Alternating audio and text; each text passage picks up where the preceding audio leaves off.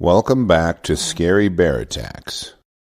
Today's episode takes us to the frigid north of the Yukon Territory, Canada.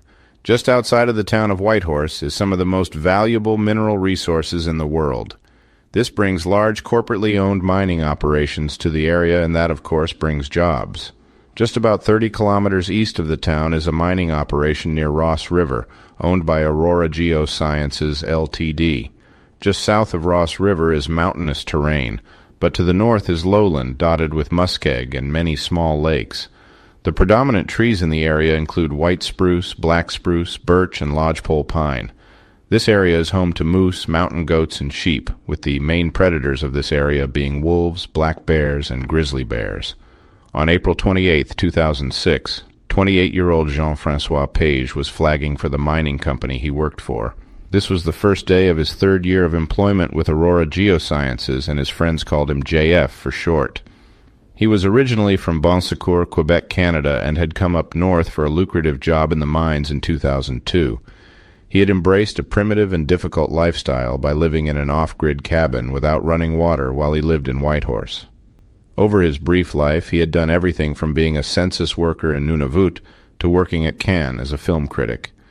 He was a jack of all trades and had embraced the society and culture around Whitehorse. On the day in question, he and two co-workers were tasked with marking out some mineral claims in the area for future use by the mining company. They had to carry heavy cables, an axe, stakes, and their GPS system. They routinely worked in the bush and would occasionally have run-ins with bears, but always managed to get out of the confrontation unscathed. They carried too much equipment with them to carry a firearm of any type, and didn't pack bear spray either. Spring is a precarious season for brown bears emerging from hibernation. They are just bringing their cubs out of the den, and this is when they are most protective of them. The cubs can weigh only 10 pounds or so and require the protection of their mother from larger boars who will kill and eat the cubs, just to bring the sow back into estrus for breeding.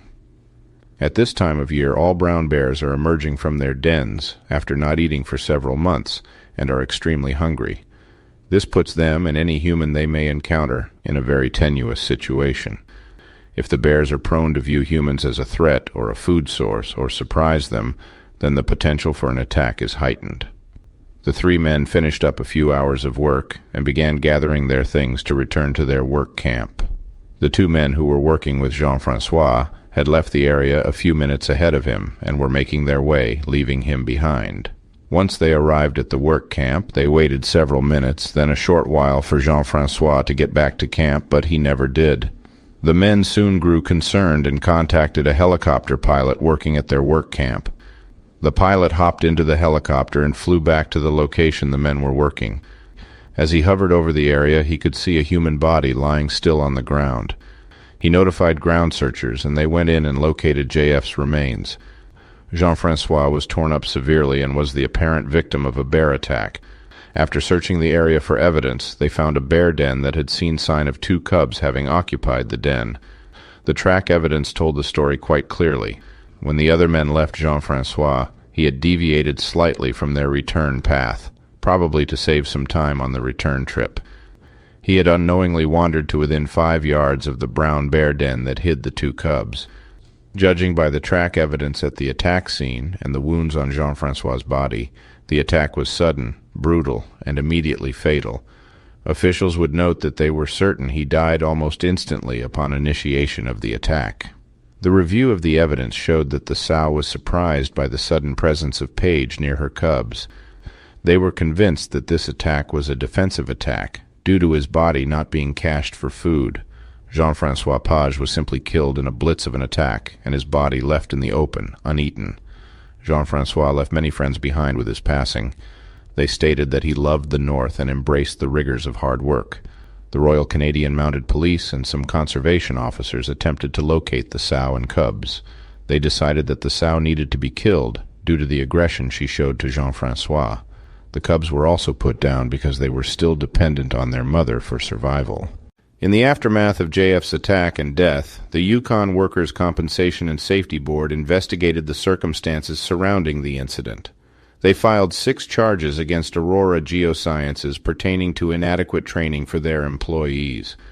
The charges claimed that the employees were not aware of the dangers of working in bear country and were not provided adequate protective equipment.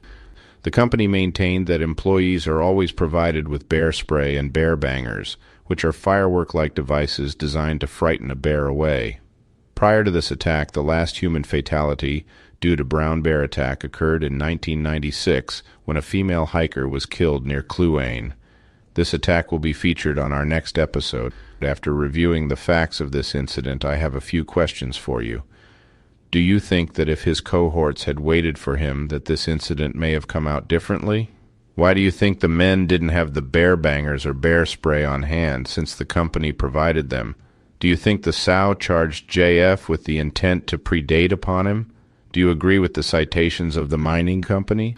I will enjoy reading your responses, so post your comments below and let's talk about it.